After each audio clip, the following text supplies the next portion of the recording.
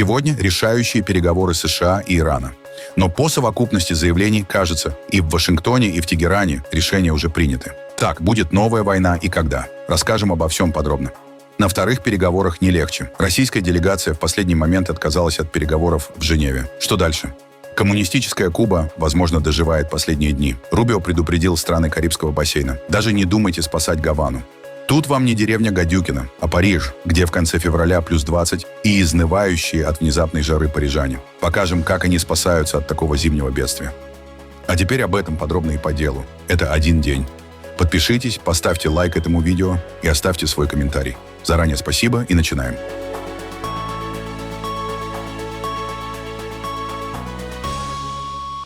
Президент США Дональд Трамп вечером 25 февраля провел срочный телефонный разговор с президентом Украины Владимиром Зеленским.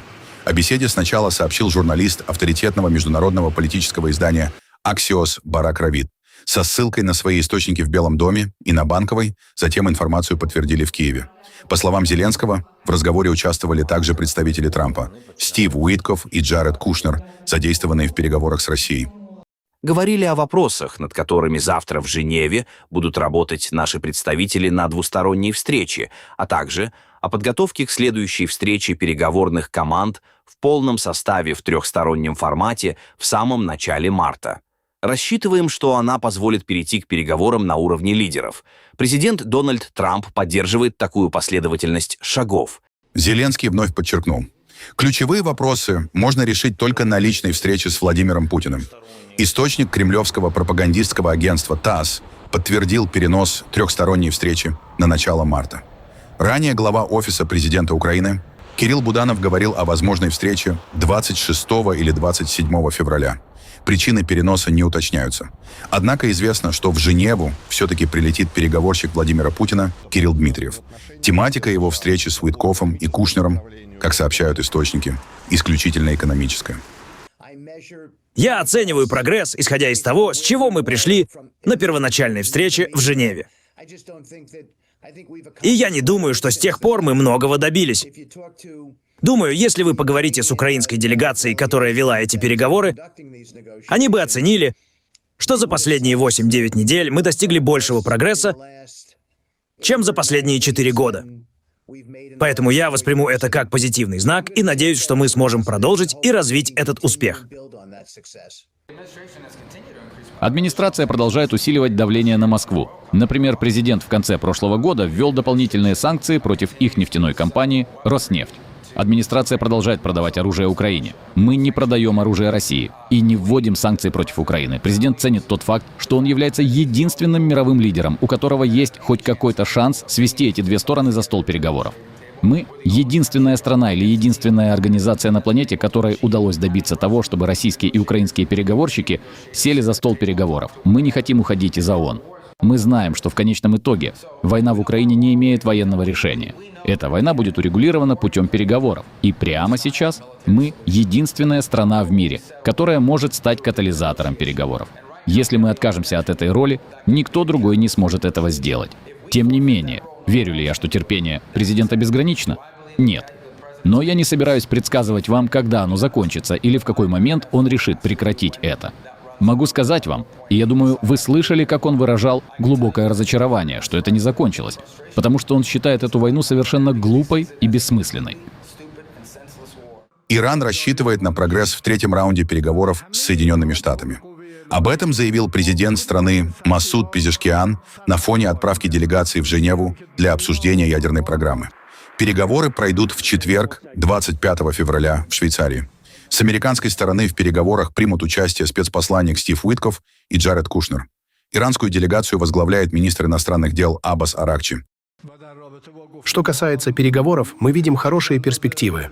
На завтрашней встрече в Женеве с участием доктора Аракчи мы, под руководством и по указанию верховного лидера, будем стремиться вести переговорный процесс таким образом, чтобы с помощью Аллаха вывести страну из состояния ни войны, ни мира. Куда качнется маятник после переговоров?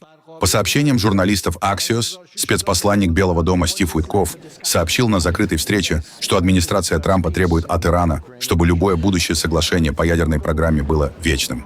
То есть без ограничения по срокам, как было в предыдущем соглашении 2015 года, которое Трамп отменил. Иранский министр иностранных дел Аббас Аракчи заявил, что Тегеран может подписать наилучшее соглашение, навсегда обеспечивающее мирный характер своей программы. Уитков подчеркнул, что при любых договоренностях Иран должен будет соблюдать правила всю оставшуюся жизнь. В Вашингтоне допускают символическое обогащение, если оно не приведет к созданию оружия. В будущем администрация Трампа намерена обсудить с Ираном ракетную программу и поддержку прокси-сил, приглашая к переговорам и другие страны региона. Иран сейчас находится под давлением посредников на переговорах Омана, Катара, Египта и Турции, чтобы достичь соглашения, препятствующего войне. Однако в Вашингтоне и регионе сомневаются в готовности Тегерана выполнить жесткие условия США. На протяжении десятилетий политика Соединенных Штатов заключалась в том, чтобы никогда не допустить получения Ираном ядерного оружия. Много десятилетий. С тех пор, как 47 лет назад они захватили контроль над этой гордой страной, режим и его кровожадные марионетки сеют только терроризм, смерть и ненависть. Они убили и покалечили тысячи американских военнослужащих и сотни тысяч, а то и миллионы людей с помощью так называемых придорожных бомб. Они были королями придорожных бомб. И мы уничтожили Сулеймани. Я сделал это во время своего первого срока. Это имело огромное значение. Он был отцом придорожных бомб.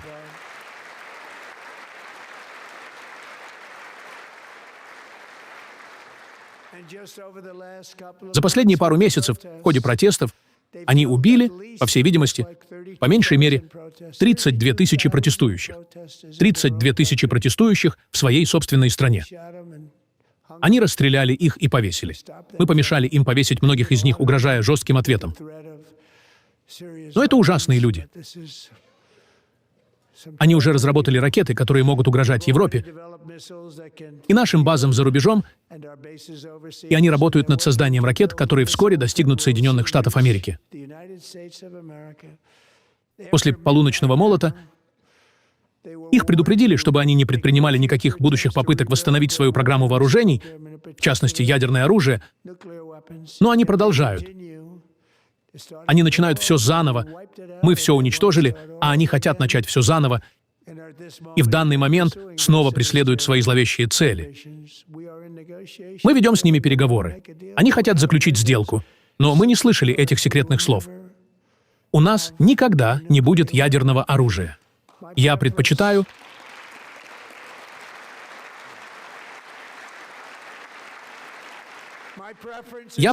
решать эту проблему дипломатическим путем. Но одно несомненно. Я никогда не позволю главному в мире спонсору терроризма, которым он, безусловно, является, обладать ядерным оружием. Этого нельзя допустить.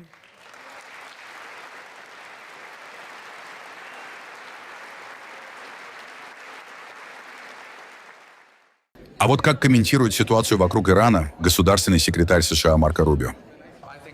Все должны знать, что Иран представляет собой очень серьезную угрозу для Соединенных Штатов и делает это уже очень давно. Во-первых, у них есть, после того, как их ядерная программа была полностью уничтожена, им сказали не пытаться ее возобновлять. А вот они снова пытаются. Можно видеть, что они постоянно пытаются восстановить элементы этой программы. Сейчас они не занимаются обогащением, но они стремятся достичь того момента, когда в конечном счете смогут это делать. Еще одно, на что я бы обратил внимание. У Ирана имеется очень большое количество баллистических ракет, особенно ракет малой дальности, которые угрожают Соединенным Штатам, нашим базам в регионе, нашим партнерам в регионе, а также всем нашим базам в ОАЭ, Катаре и Бахрейне. У них также есть морские силы, которые представляют угрозу для судоходства и пытаются угрожать ВМС США.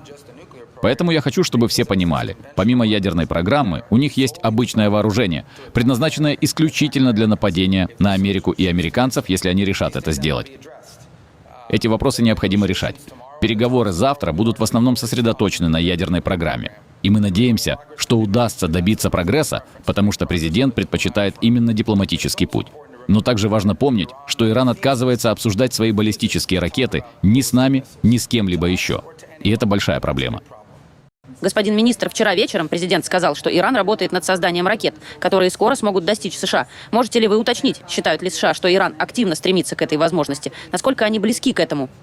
Я не стану говорить, насколько они близки, но они, безусловно, пытаются достичь этой цели, и это не ново. Они стремятся создать межконтинентальные баллистические ракеты. Например, вы видели, как они пытались запускать спутники в космос. Вы видели, что они увеличивают дальность своих нынешних ракет, и ясно, что они движутся по пути, который однажды позволит им разрабатывать оружие, способное достичь континентальной части США. Сейчас у них уже есть оружие, которое может достичь большей части Европы. И дальность продолжает расти каждый год экспоненциально, что поражает меня для страны, на которую наложены санкции, чья экономика в руинах, народ страдает, и все же они находят средства для инвестиций в все более мощные ракеты каждый год. Это неприемлемая угроза, и мы рассматриваем ее как серьезную угрозу для США. Но уже сейчас у них есть ракеты, которые угрожают американским интересам. Они имеют тысячи ракет малой дальности, которые могут достичь баз США, расположенных в регионе, в Саудовской Аравии, Катаре, Бахрейне, Объединенных Арабских Эмиратах, по всему региону. Эта угроза уже существует. Я не думаю, что дипломатию когда-либо исключают. Президент хочет дипломатических решений. Он их предпочитает. Он их очень предпочитает. Он хочет этого больше всего. Поэтому я бы не охарактеризовал завтрашний день как что-то иное, кроме очередного этапа серии разговоров. И надеюсь, они будут продуктивными. Но в конечном счете нам придется говорить не только о ядерной программе. Если вы даже не сможете добиться прогресса по ядерной программе, будет сложно добиться прогресса и по баллистическим ракетам. Так что я бы не охарактеризовал завтрашние переговоры как что-то иное, кроме следующей возможности для обсуждения. Впрочем, кажется, исход переговоров ясен заранее. Вот что сказал глава иранского МИД Аббас Аракчи в интервью India Today индийскому подразделению российской пропагандистской сети Russia Today. Сегодня днем я отправляюсь в Женеву на 3-й раунд переговоров с американской командой. В прошлый раз мы добились определенного прогресса. Нам удалось достичь определенных договоренностей, и я думаю, что на их основе мы сможем заключить соглашение, сделку. Я считаю, что справедливая, сбалансированная и равноправная сделка достижима, и мы можем это сделать. Мы готовы отвечать на вопросы. Мы готовы развеять опасения, но мы не готовы отказаться от нашего права на мирное использование ядерных технологий. Это то, кто мы есть, этого мы требуем. Поэтому я верю, что завтра в Женеве есть все шансы прийти к согласованному решению, которое будет справедливым и сбалансированным. В июне прошлого года мы вели переговоры, когда Израиль напал на нас, а затем к этому нападению присоединились США. Поэтому это воспоминание еще свежо для нас. Раны от той агрессии все еще живы в нашей памяти. Поэтому мы не можем забыть, что когда-то мы вели переговоры с США, а затем они решили напасть на нас. Мы являемся преданным участником договора о нераспространении ядерного оружия и признали, что не обладаем ядерным оружием, но в то же время имеем полное право использовать ядерные технологии в мирных целях, и мы хотим практиковать это право. Если возникнут какие-либо вопросы, как я уже сказал, если возникнут какие-либо опасения, мы готовы их разрешить. Таким образом, мы сможем укрепить доверие к нашей ядерной программе, и взамен мы ожидаем отмены санкций. Да, на территории некоторых из стран есть американские базы. Они позаботились о том, чтобы их территория, воды и воздушное пространство не использовались против Ирана. В какой-то степени я знаю, насколько это можно контролировать. Поэтому мы благодарны им за их позиции, я надеюсь, что так и останется, но если, не дай бог, США решат напасть на нас, тогда их базы в регионе станут законной целью. А вот что Аракчи сказал о судьбах участников протестов, убитых режимом Аятолл в январе. Количество жертв протестов Аракчи занизил как минимум в 10 раз по сравнению с утверждениями Трампа. А вот судьба еще живых, кажется, может стать предметом торга. 8, 9 и 10 января мы столкнулись с этим явлением, и у нас не было другого выбора, кроме как подавить его. Более 3100 человек были убиты, 2500 из них внесены нами в списки мучеников, убитых этими террористическими группами, и у нас есть основания полагать, у нас есть доказательства. Я не знаю, какое решение вынесет суд в итоге, но пока мы никого не казнили, и никаких планов на этот счет нет. Верховный лидер часто появляется на телевидении и на публичных мероприятиях, и я думаю, что все его видели, слушали его речи, и он абсолютно здоров и чувствует себя прекрасно. Министерство финансов США объявило о новых санкциях против Ирана спустя несколько часов после обращения Дональда Трампа с посланием к Конгрессу. Под ограничения попали более 30 физических лиц, компаний и танкеров. По данным Министерства финансов Соединенных Штатов, они участвовали в схемах незаконной продажи иранской нефти, а также содействовали производству баллистических ракет и современного вооружения для Ирана. Управление США по контролю за иностранными активами заявило, что выявило сети поставок, через которые структуры, связанные с корпусом стражей Исламской революции и Министерством обороны Ирана, получали доступ к сырью и оборудованию для ракетных программ. Глава Международного агентства по атомной энергии Рафаэль Гросси предупреждает о рисках вокруг иранской ядерной программы. В интервью колумбийской телерадиокомпании RTBC Гросси рассказал, что после 12-дневной войны в июне 2025 года инспекторы МАГАТЭ не могут повторно проверить запасы обогащенного урана в Иране. Ранее, отметил он, агентство знало местонахождение и объемы иранского урана до последнего грамма. Но теперь существует опасный информационный пробел. Как вы упомянули, этот ядерный материал потенциально может быть использован для производства ядерного оружия. Это не значит, что ядерное оружие существует прямо сейчас, но этот материал существует, и он может быть использован в этих целях. И у нас не было возможности провести его повторную инспекцию. До 12-дневной войны мы проводили инспекцию, и нам было точно известно, где находились бочки с этим ураном до последнего грамма. Сегодня мы этого не знаем, и это создает неопределенность, а неопределенность может привести к радикальным решениям. Не будем забывать, что когда происходили предыдущие военные инциденты, когда Иран отвечал на тот обстрел, удары наносились, например, по целям в Катаре, поскольку во многих из этих мест расположены американские военные базы, поэтому обеспокоенность уже выходит за пределы территории Ирана и становится проблемой субрегионального масштаба. Главная мысль в том, что достижение соглашения, которое предотвратит дальнейшие разрушения, новые жертвы и усиление нестабильности в регионе, вполне возможно. Это не невозможно, у нас есть все необходимые условия для достижения такого соглашения. Поэтому мы пытаемся донести до участников переговоров и убедить их в том, что достичь желаемого, а именно отсутствия ядерного оружия в Иране, можно иным путем, кроме насилия. Вице-президент США Джей Ди Венс заявил, что Соединенные Штаты видят свидетельство того, что Иран пытается восстановить свою ядерную программу после ударов, нанесенных по иранским ядерным объектам в июне. Можете ли вы объяснить американскому народу, почему Соединенным Штатам понадобилось бы нанести удар по Ирану, чтобы помешать ему получить ядерное оружие, если США уже уничтожили его программу обогащения урана прошлым летом? Что ж, я не собираюсь сегодня делать никаких заявлений по Ирану, Кейтлин. Я позволю президенту сделать эти заявления. Как вы знаете, завтра он отправляет в Женеву 2 своих лучших переговорщиков, чтобы продолжить попытки заключить наилучшую возможную сделку для американского народа. Но принцип очень прост. Иран не может обладать ядерным оружием. Если они попытаются восстановить ядерное оружие, это создаст для нас проблемы. И на самом деле мы видели доказательства того, что они пытались сделать именно это. Поэтому президент, отправляя этих переговорщиков, чтобы попытаться решить эту проблему, как он неоднократно заявлял, хочет решить эту проблему дипломатическим путем. Но, конечно, у президента есть и другие варианты. Газета The New York Times со ссылкой на источники в иранском руководстве утверждает, Тегеран готовится к возможной войне с Соединенными Штатами. По данным издания, силовые структуры приведены в повышенную готовность, а ключевую роль в управлении кризисом играет секретарь Высшего совета национальной безопасности Али Лариджани. Именно ему верховный лидер Аятолла Али Хаминеи поручил координацию подавления протестов и подготовку к возможной эскалации с Соединенными Штатами. Лариджани – ветеран иранской политики, бывший спикер парламента и экс-командир в структурах корпуса стражей Исламской революции. Он курирует внешние контакты от Москвы до стран Персидского залива и, по данным источников, из-за кулис влияет на переговоры по ядерной программе, которые формально ведет глава МИД Аббас Аракчи. После ударов Израиля в июне 2025 года, когда были ликвидированы ключевые военные командиры, в Тегеране опасаются повторения сценария обезглавливания руководства страны. Хаминеи, который, по данным разведки, 90% времени сейчас проводит в тайном бункере. Как утверждается, заранее определил по 4 возможных преемника для ряда высших чиновников исламистского режима, а также назвал потенциальных кандидатов на свое место. Их имена не раскрываются. Известно, что сейчас в узкий антикризисный круг, помимо Лариджани, входят советник по обороне Яхья Рахим Сафави, спикер парламента Мохаммад Багир Галибаф и глава канцелярии лидера Али Асгар Хиджази. Создан также новый координационный военный орган – Национальный совет обороны во главе с адмиралом Али Шамхани.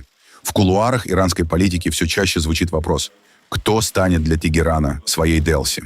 Речь о фигуре по аналогии с Делси Родригес в Венесуэле, которая в критический момент возглавила страну после захвата США Николаса Мадуро.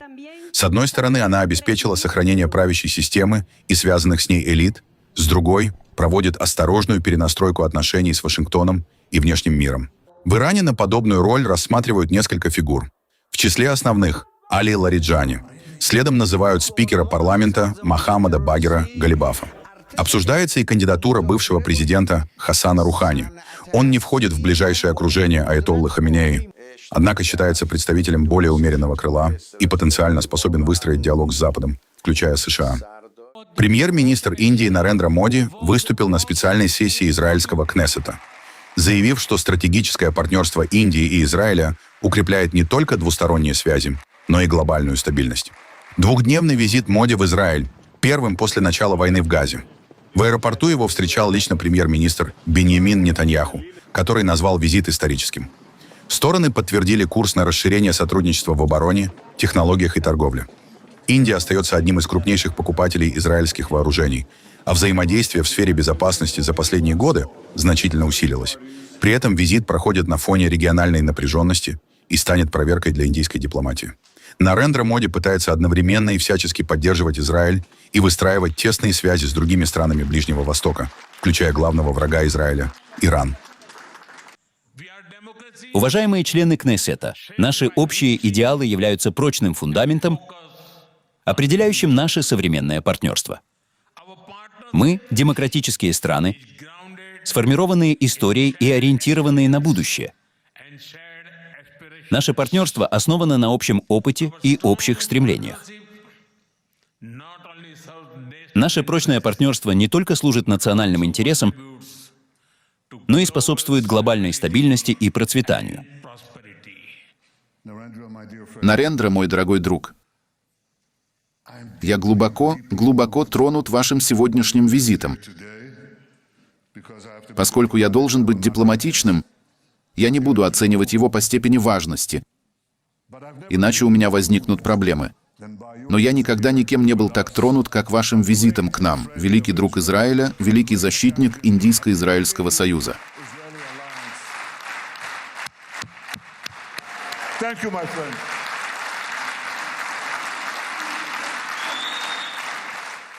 Во вторник госсекретарь США Марко Рубио начал переговоры с лидерами карибских стран, обеспокоенных гуманитарным кризисом на Кубе, который может дестабилизировать весь регион.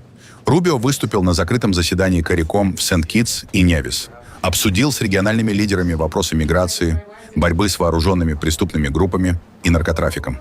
Премьер-министр Сент-Китс и Невис Терренс Дрю подчеркнул, проблемы на Кубе дестабилизируют ситуацию во всех соседних странах.